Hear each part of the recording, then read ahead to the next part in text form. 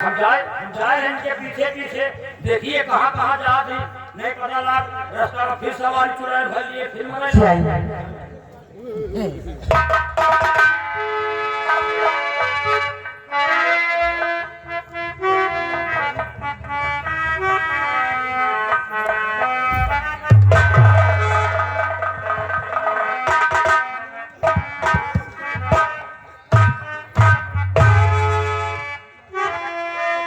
मत रोइए और मत घबराइए क्योंकि मैं आ गई तुम्हें कुछ नहीं होगा। एक औरत का दुख और दर्द सिर्फ एक औरत ही समझ सकती है। बोलिए क्या हुआ तुम्हारे साथ में?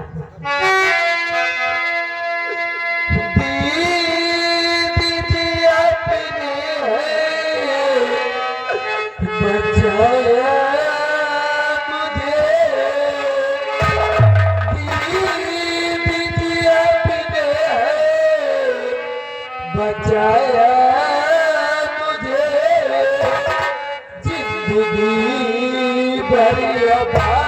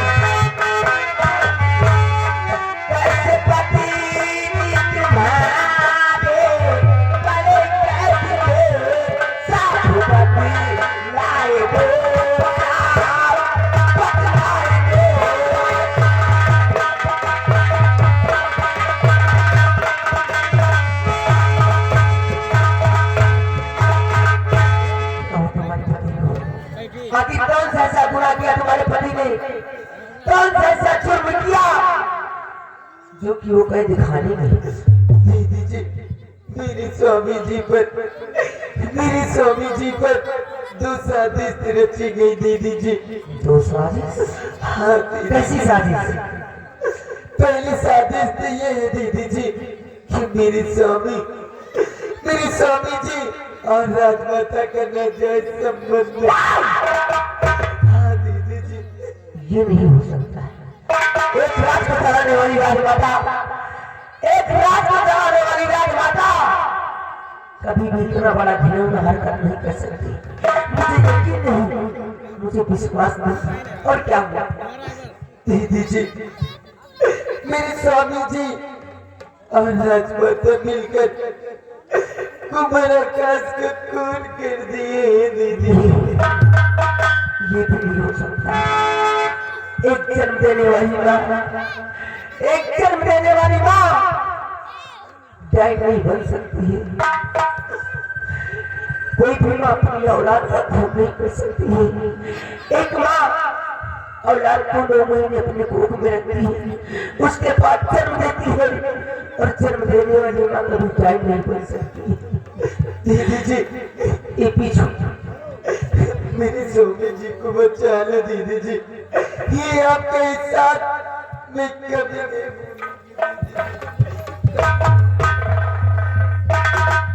आज मैं कसम खाती हूँ, आज मैं कसम खाती और प्रतिज्ञा करती हूँ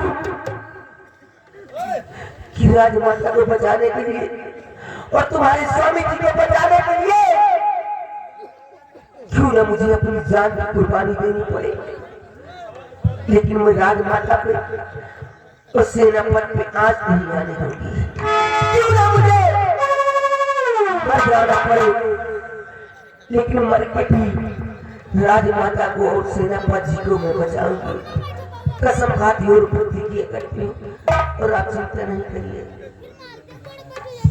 चलिए चलिए आज के बाद कुछ नहीं होगा। स्वामी जी वफादारी के नाम पे 4 चांद मैं लगाऊंगी। अगर तुम करोगे गद्दारी तो वफादारी करके मैं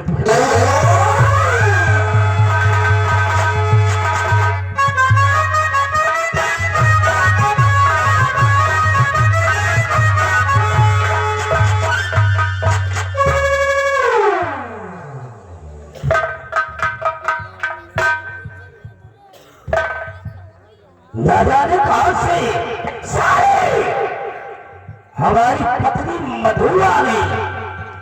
मधु तुमने मुझसे पंगा लेकर अपनी कुंडली में राहु का प्रवेश किया है। जब तक तुमको मौत के बाद नहीं उतारूंगा तब तक चैन से नहीं बैठूंगा। लेकिन इस ससुर को कैसे मालूम हुआ कि मैं सेनापति के बंगले पर हूं? कोई तो साला जरूर है जो कि हम दोनों के बीच मुखबरी कर रहा है। मेरे को मालूम हो गया उस शर्मजादे के बारे में। शर्मजादे की पहले कब्र बनाऊंगा, उसके बाद मधु को मौत के घाट उतारूंगा। सारी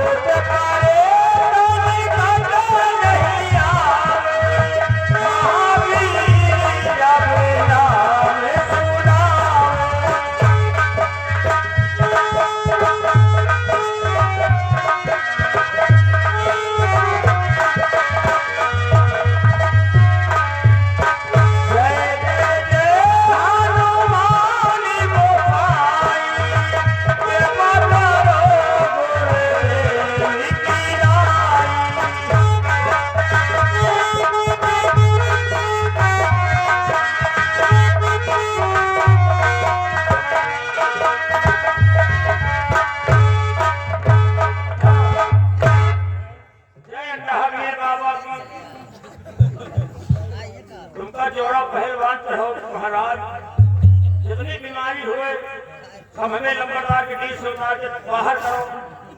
जय काल वीर बाबा, इनका देखो महाराज, इनके जितनी बीमारी हुए सब बाहर आ जाए। दोनों बढ़ावा है पकड़े पाए। चलो महाराज, चलो चलो तो शिष्य खेलो, हंस के खेलो, शिष्य बोलो, वैसे बोलो, शिष्य खेलो।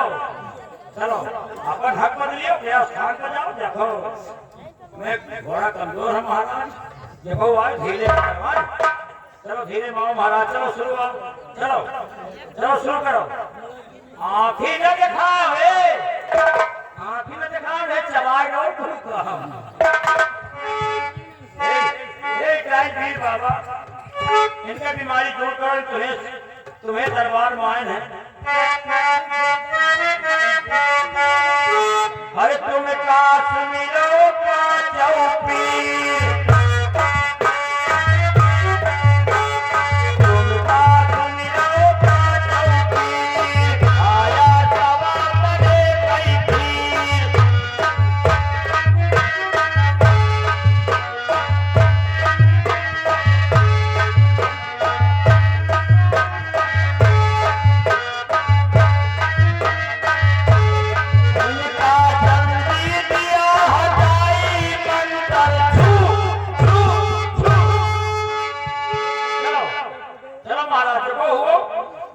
खुल के आओ, अपन हक पर लियो, अपने स्थान पर जाओ, हमें लंबरदार के बीच छोड़ो। जाओ काले हो महाराज, काले हो, तुमका जोड़ा पहलवान चढ़ो महाराज। चलो आओ, चलो शुरू, चलो आओ महाराज, खुल के आओ, खुल के आओ, अपन हक पर लियो, क्या स्थान पर जाओ, अपन नाम बताओ, कहे परेशान किए। चलो महाराज आओ, अरे हो महाराज बोलो, चलो मुझसे बोलो, शिष्य खेलो। चलो जगह हुआ, आओ, चलो खुल के आओ, चलो। अरे हो महाराज, अंडा ले हो, दारू ले हो, अंडू खसी ले हो, मुर्गा ले हो, गूंगे हो का हो, न तुम दारू ले हो, न अंडा ले हो, न मुर्गा ले हो, न अंडू खसी ले हो। समझ गए महाराज, समझ गए महाराज, छेवना ले हो।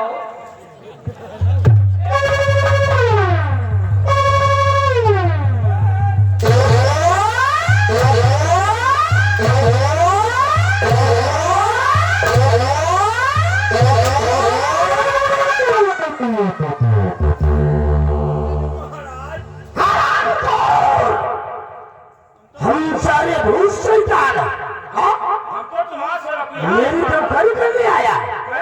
हमको तुम्हारा से रखिया, हमको कहीं मारा था। ए महाराज, ए महाराज, नंबरदार कुछ शरीर हल्का है।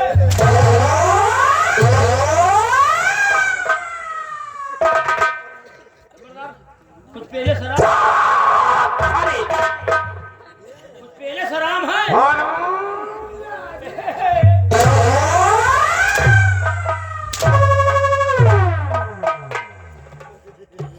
नंबरदार है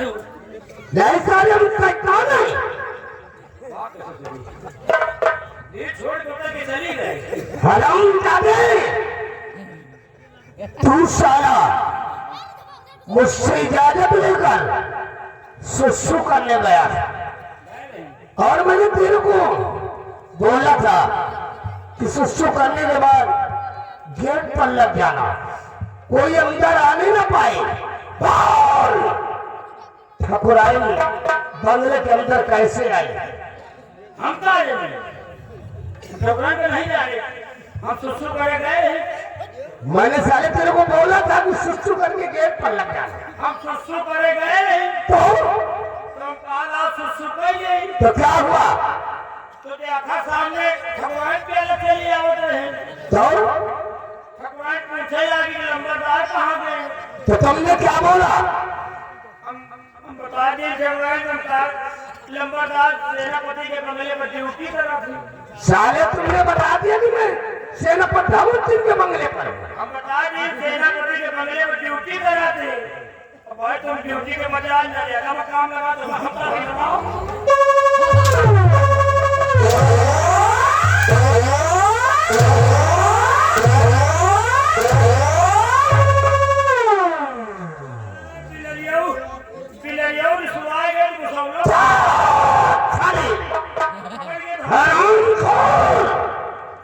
भवन सिंह के बंगले पर सारे अमृत सरोवर का निर्माण हो रहा था, वहाँ मनरेगा चल रहा था। अब का हो एक तो बंधाई है पूरे गांव ये सब तेरी वजह से हो।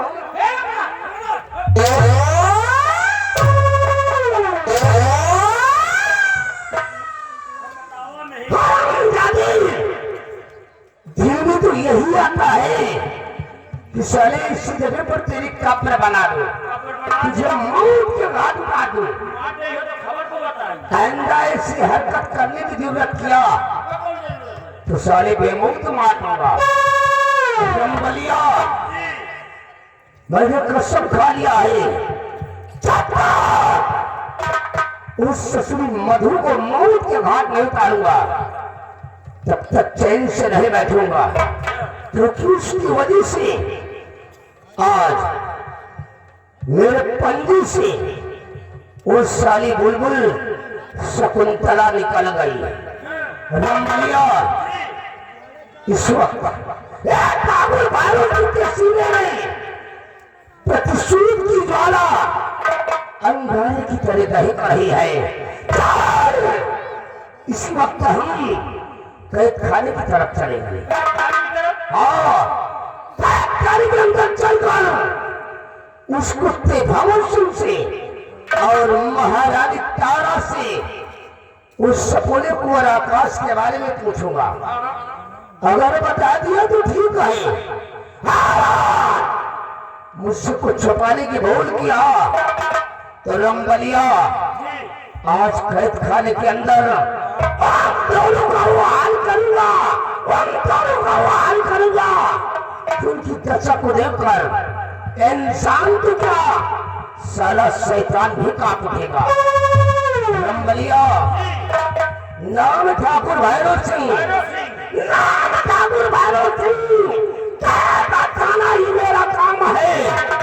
गाय तू जिधर नजर अपनी साला दिखने लगे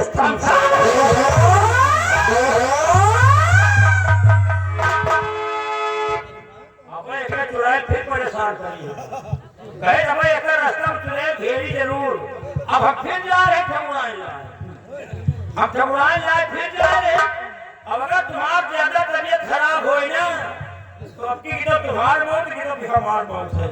अब हम चल रहे हैं एक पीर बाबा का जाएगा देखो का नियत खराब तो जाएगा जेब खाने की तरफ हो आगे क्या कर रहा है। लेकिन चलते चलते कहना है हाय हाय रही रही रही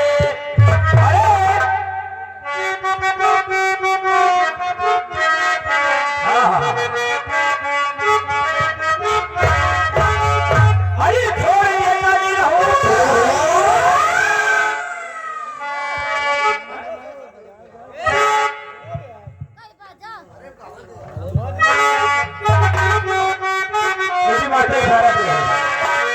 हमारे बेटी माता अपने मन का बताते अरे आई गए दुल्हे की आई गए दुल्हे अरे आई गए दुल्हे की आई गए दुल्हे आज ससुरलिए में आई गए दुल्हे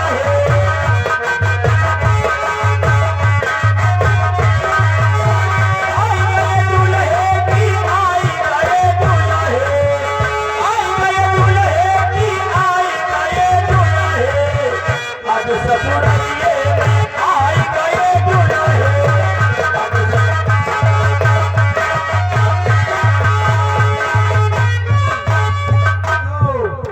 भैया हमारा 10 रुपया बाबा जी के नाम पर अनिल अनिल सिंह के अनिल सिंह भाई ठेकेदारी खाना वाना पकवाओ को नहीं के बनाया बात बहनी बिटिया के बिहार में 1000 खान का दानो दे के दूंगे कोई परीक्षा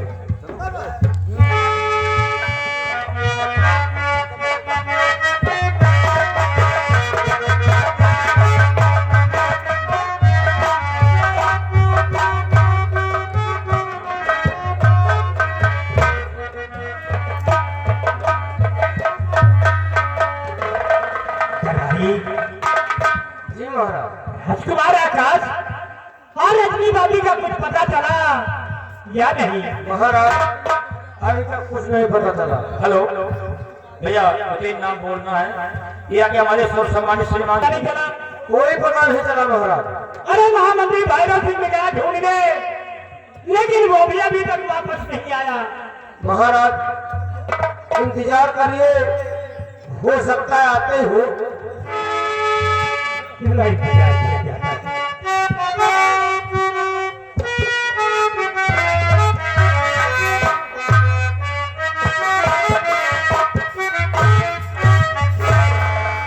महामंत्री भैरव सिंह की पत्नी मधु, क्या बात है? तुम इतना उदास, बात क्या है?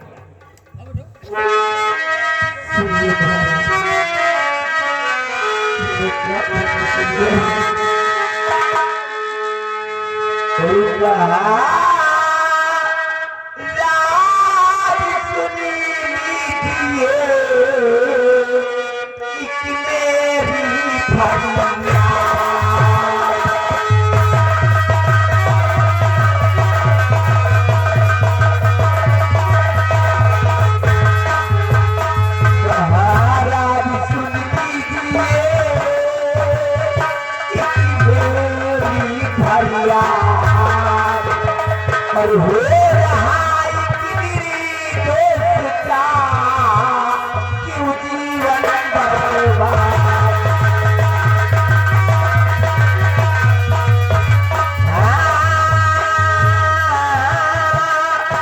हो रहा दोस्त का क्यों जीवन बर्बाद।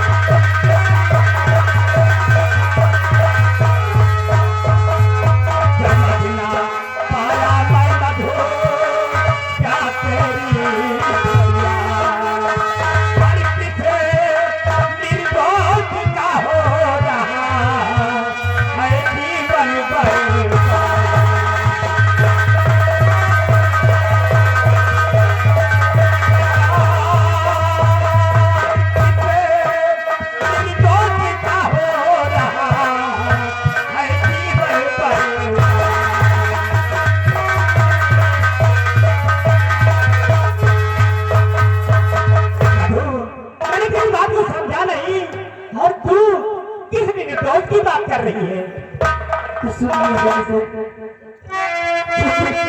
दोस्त की बात कर रही है।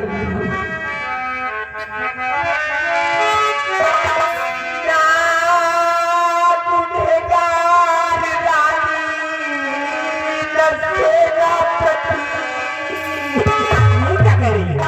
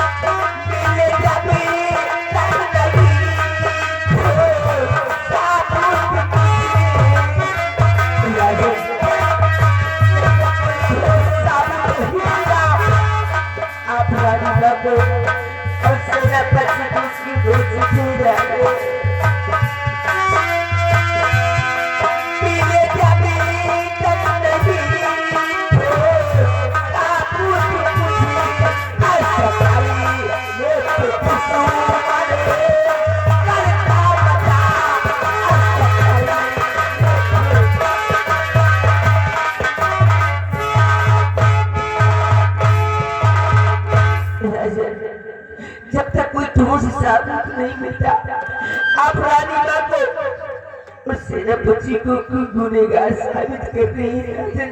मधु, मेरी बात को गौर से सुनो। रंगे हाथों ही पकड़ा गया भंवर के, रंगे हाथों ही पकड़ा गया भंवर के, रानी जी को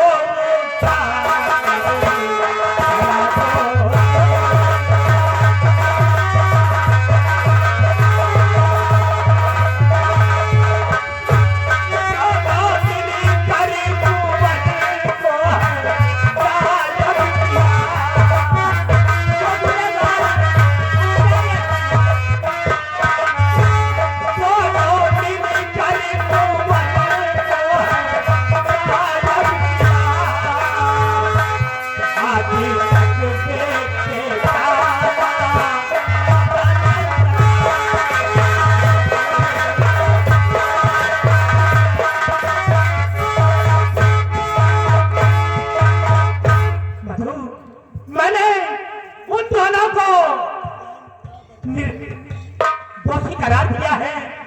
वो दोनों हत्यारे हैं, गुनहगार हैं और उन्हें सजा मिलनी ही चाहिए। मैंने अपनी आंखों से देखा कि महारानी तारा को सेनापति भंवर सिंह लेकर गोद में टहल रहा है। नहीं राजन, मुझे तो किसी की साजिश नजर आ रही है। मेरी समझ से रानी माँ और सेनापति निर्दोष है और एक निर्दोषों को इतनी बड़ी सजा देना अच्छी बात है। मधु, अगर वो दोनों निर्दोष है तो वो दोनों राजकुमार आकाश और रजनी बाबी का पता क्यों नहीं बताते? राजन, हो सकता है किसी कारण बस पता न बता सकी हूँ, लेकिन मैं चलते चलते यही कहना चाहती हूँ राजा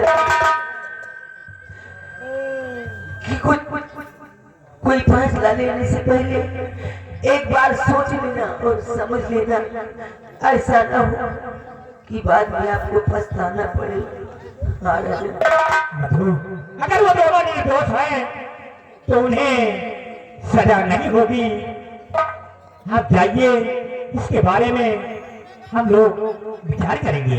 चार लेकिन एक बार जा रही कोई भी फैसला लेने से पहले एक बार सोच लेना और समझ लेना, ऐसा ना हो कि बाद में आपको पछताना पड़े। और मैं चल रही हूँ राजा। तुम जाओ।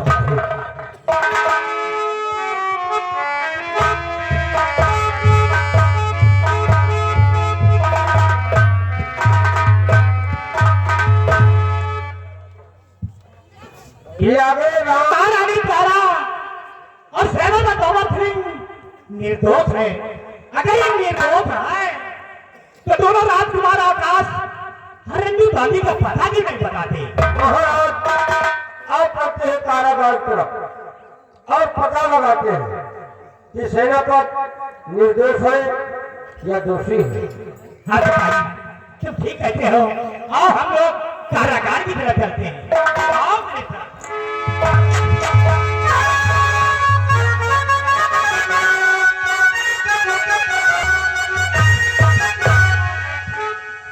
ओह, मैं ये क्या देख रही हूँ कि जेल की तरफ नरेंद्र बहादुर सिंह और वो स्वामी जी जेल की तरफ क्यों? इसका मतलब फिर से कोई नई चाल चलने जा रही है।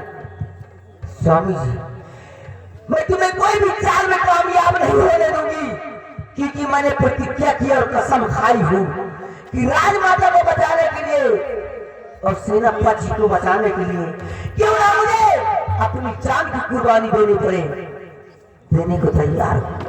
लेकिन राजमाता पे और सेनापति पे हाथ नहीं आए।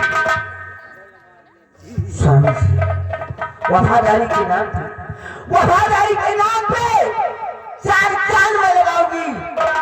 जब तुम करोगे गद्दारी तो वफादारी करके मैं दिखाऊंगा।